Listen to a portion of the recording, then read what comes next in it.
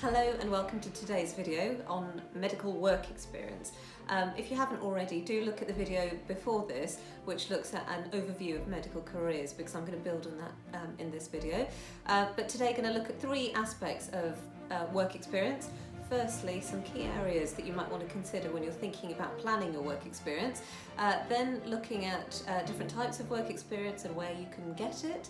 And then finally, giving you a few handy tips about how you can make the most out of your medical work experience. So without further ado, let's dive straight in. Okay. So by now, from watching the last video, you'll be familiar with this pathway that we created together, which looks at the rough 6 stages in any medical career. For the purposes of work experience, what I've indicated is 3 key areas, which represents the overall pathway. So the first is applying to study medicine.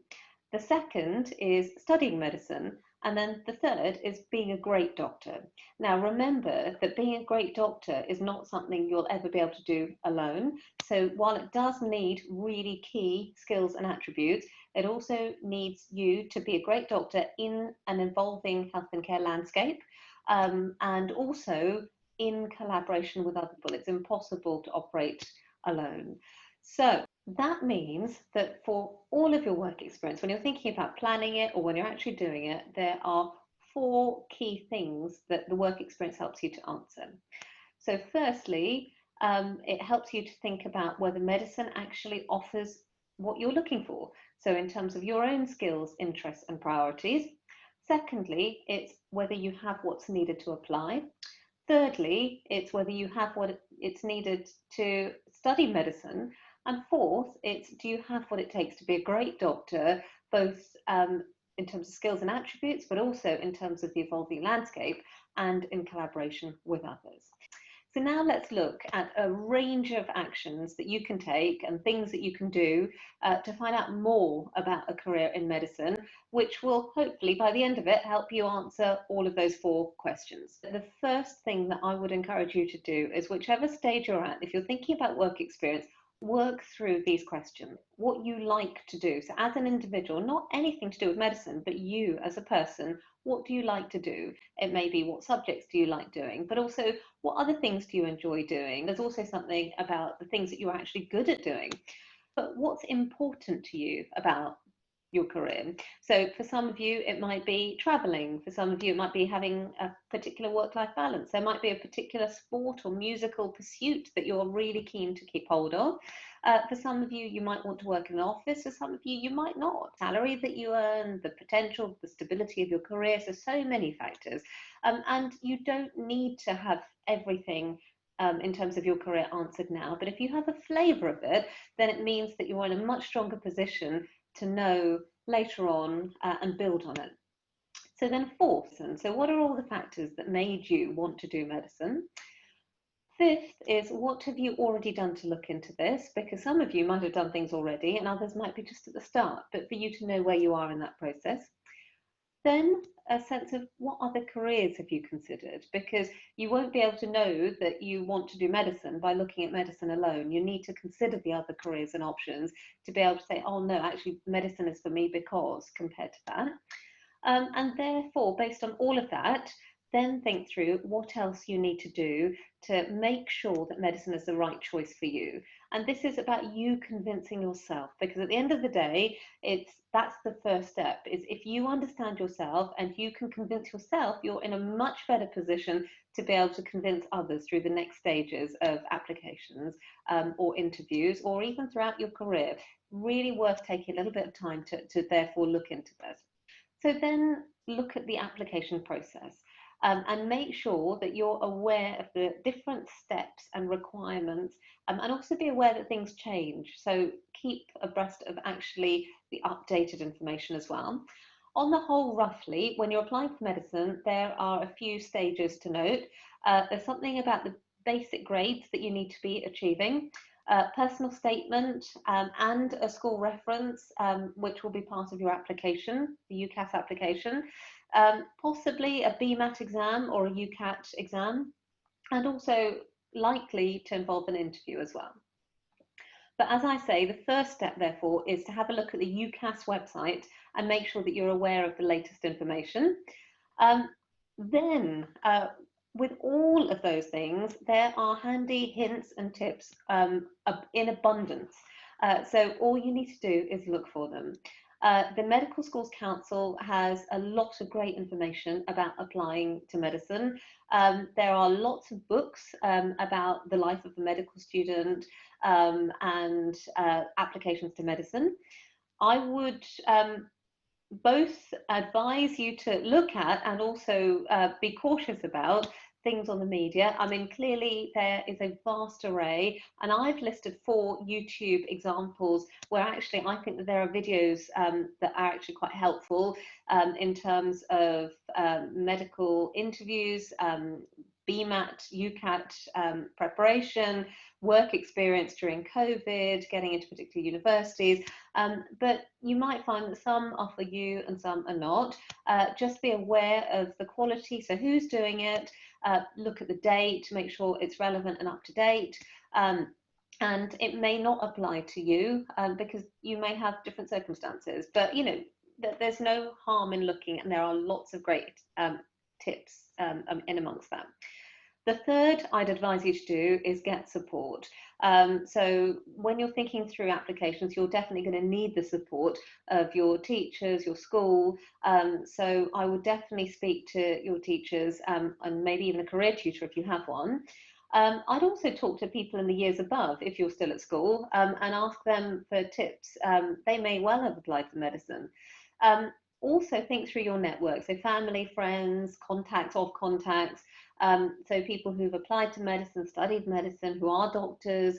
And if you are really, really stuck, remember that there are people like me as well who will be prepared to give you some of their time to help you out as well. So however, I obviously won't be able to help everyone, but if you get really stuck, then just know that there is support available, okay? And fourth, I would practice. Without question, I would practice. Whether that's getting people to look at your personal statement, practice writing it, look at it again, and especially when it comes to interviews and also the assessment. It can feel a bit embarrassing to start off with, but that's okay. At the end of the day, it's much better to have practice beforehand, make all the silly mistakes, get feedback on what you're doing, and then do the real one really well and go in with confidence that you've practiced. The other thing you can do is you can ask somebody who's interviewed. So it doesn't need to be medical interviews, but even in terms of your technique for answering questions or how you sit or any behaviours that you might just want to change or things that you say. So it is worth, even if it's just somebody who's interviewed before or been to an interview, it's worth getting some tips. It is a competitive process for sure.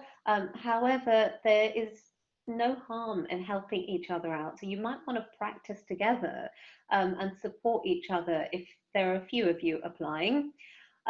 Remember that the practice can be in person or virtual. I probably would practice both, but don't let the inability to see someone else stop you from practicing. You know, there are plenty of online platforms. There's also FaceTime on the phone. You might just want to do it over the phone, but definitely do practice. I would also watch yourself and see how you are to another person. So what's it like to be on the other side of you, all right? And the other thing to do is also practice in front of the mirror, but you know, recording is probably more effective, but one or the other. So then the next one, you need to know from your work experience about the ability to study medicine and whether it's the right course for you. You'll want to know what it's like. You'll want to know which type of course. Courses vary. So some of them have a preclinical and clinical component with an intercalated BSc in between. Others give you options for other things. Some are mixed from the outset. So it depends on what the universities offer, and make sure that you're picking the things that best suit how you best learn. think about where you want to study, whether you want to be on a single campus or one that's more spread out, whether you want to be in a city environment or you want to be in a more rural setting.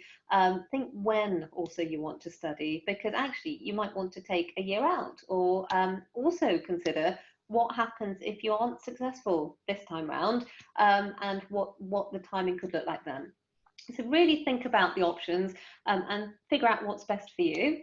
I would, for this, speak to medical students, so older years in your school maybe, contacts that you have, media, medical students on social media who put their experiences. Um, the medical schools themselves, so the second box, provide a vast array of activities. So I would definitely look on their website. And the good thing is, these are things you can do even before A level, because I know going in person to a clinical environment requires you usually to be in first year A level, but these are things you can even often do a little bit earlier. Um, but the other things, it gives you a feel of the medical schools, and remember to look at the ones, even the ones that you're not applying to, because they'll still give you information. So look at summer schools, taster days, open days. You might go for talks, galleries. So UCL have created a lovely online gallery, outreach, widening access scheme. So if you are eligible for an outreach support or an access scheme, definitely don't be afraid to kind of access it, and get the most out of it. And remember that a lot of these things are actually online as well. So particularly now, in a time where COVID restrictions mean that you might not be able to as easily go in person, it shouldn't stop you from doing these things. I definitely do these. There are a couple of books which I found quite helpful, or I find that my students find quite helpful. So, so the book, So You Want to Be a Brain Surgeon, I actually used that book years ago when I was applying. And also The Ultimate Guide to Getting to Medical School, but there are other books as well. And I would look at the British Medical Association's, the BMA website as well. And then the last chunk, which is actually made of three, so about, do you have what it takes to be a great doctor? So remember, the three sections here are, do you have the right experiences and attributes? Do you have the right ability and knowledge and awareness of working in an evolving health and care landscape? And do you have the right approach and understanding that a doctor cannot work on their own, and the importance of others in the medical profession, let alone the other careers that exist? So in terms of experiences and attributes, the questions you want to ask are, what makes a great doctor? So hopefully you'll see that through your work experience. I would even sit down and write down a list. Why? Why are they important? What makes them, great? What makes them, not great? Have you seen any examples where actually there are things that you wouldn't do? What is it like to work as a doctor? So there's one thing having the right experience and attributes, but actually there's another thing in applying them in practice. So what is the reality of working as a doctor? What are the benefits, the high points? What are the challenges, and how do people cope with them? So the basic document I would actually recommend you to look for here is the Good Medical Practice from the General Medical Council. So this is a code of conduct that all doctors, including myself, all adhere to, and are regularly appraised against. So clearly the basics of a good doctor, let alone a great doctor. There are a whole host of books. So you can see, there are books by Adam Kay, Max Pemberton. There are numerous books about what it's like to be a doctor. So you might well want to have a look into those. Remember that, you don't need to read all of them, but you can just pick and choose the ones that seem fascinating to you, or that help you. You might try one and actually find something else helps. That's fine. Traditionally, you would, at least by the first year of A level, be looking to have had some work experience in a hospital, a GP practice, ideally also in a part of the wider health and care system. I mean, you might have gone to a pharmacist or a physiotherapy unit, a community health centre, and you would have also done some volunteering. So, for example, in a care home. Clearly, this year, so 2020, that's a bit tricky.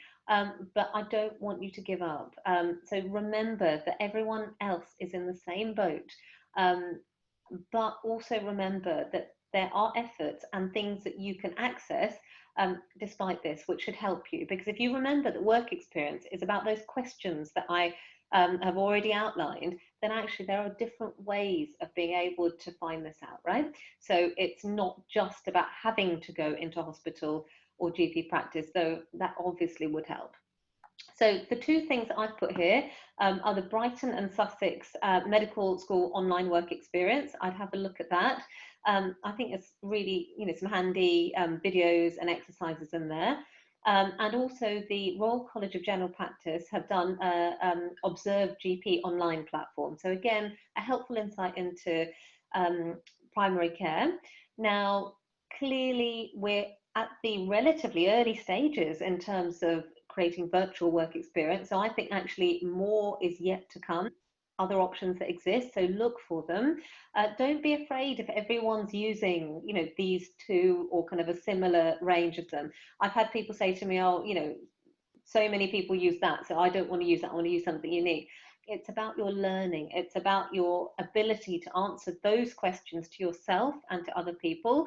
And I think that's even more important. So remember what you actually want, and it doesn't matter if others are doing, the same placements, as it were, but what you actually want is a breadth of experience. So don't just focus on surgery, for example, but also a depth of being able to answer those questions.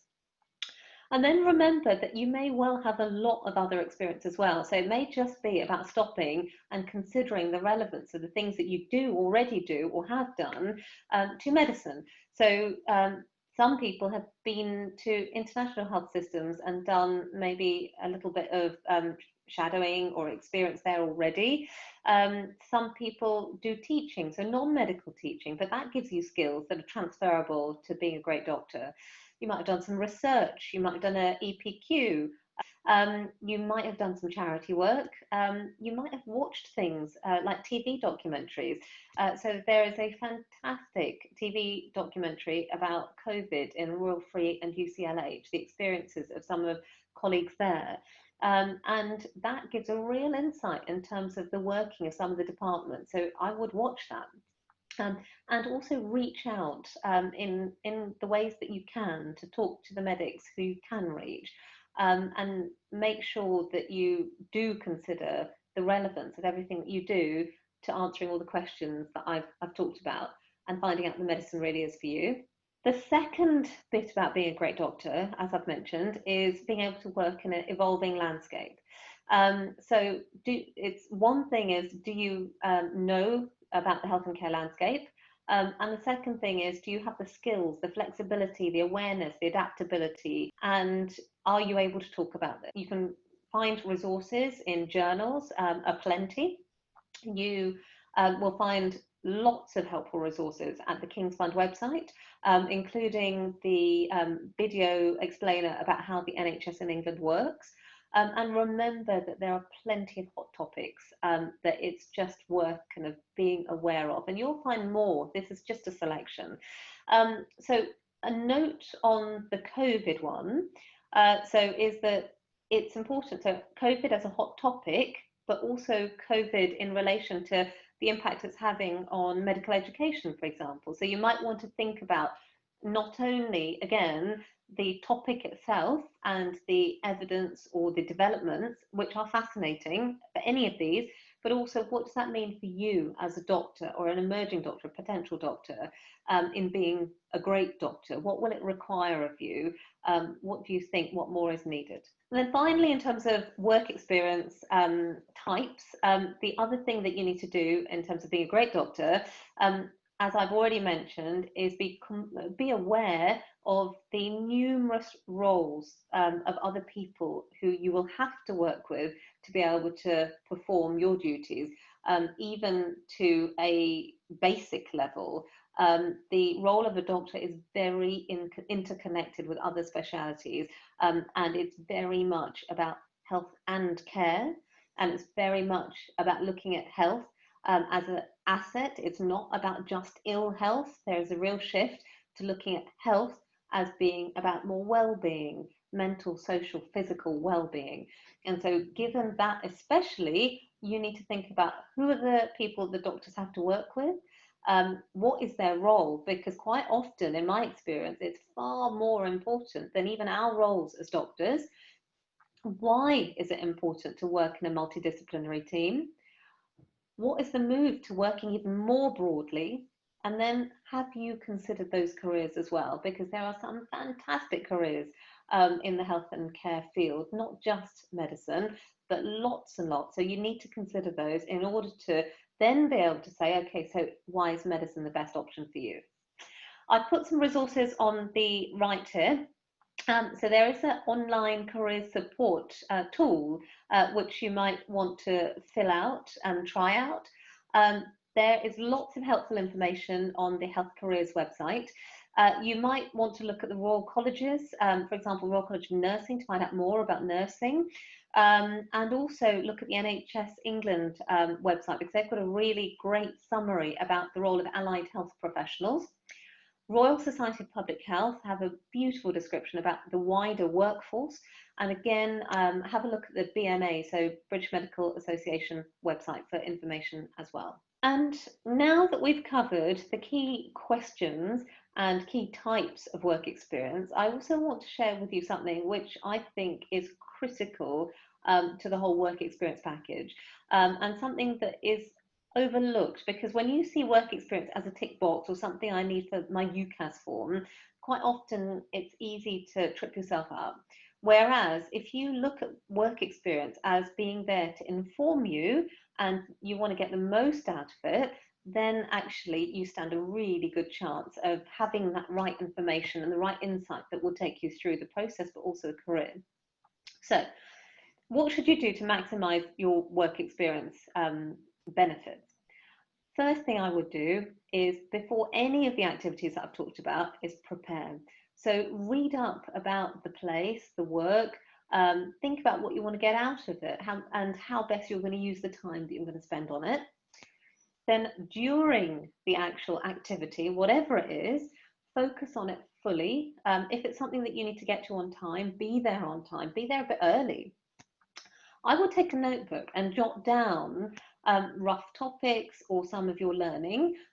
If it is in a clinical context, definitely you must have permission to take down notes. I would ask for permission and make sure you have it.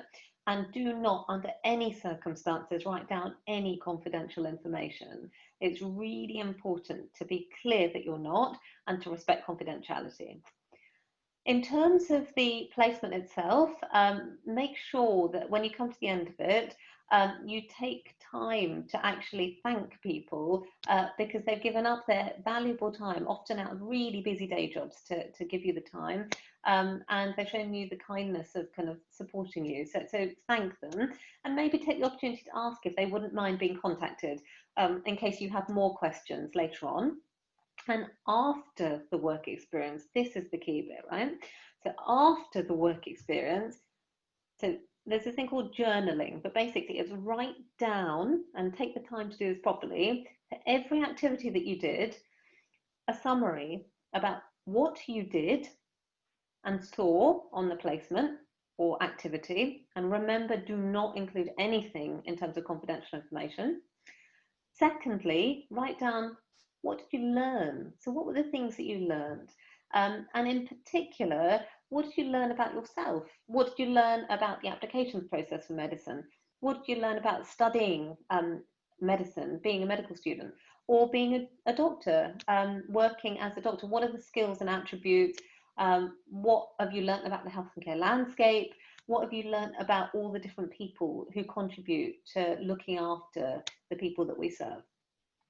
3, what therefore have you picked up that you'd like to look into more? Things that sparked a bit of an interest for you, that you'd like to read up more. Don't feel that you need to read up everything, but certainly I would pick a couple of things and really have a look about the kind of cutting edge developments, the current thinking, and really maximize your learning through that after work that you do as well. And then finally, think about, okay, so you're applying to do medicine. As an aspirant doctor, what insight does this work experience hold for you?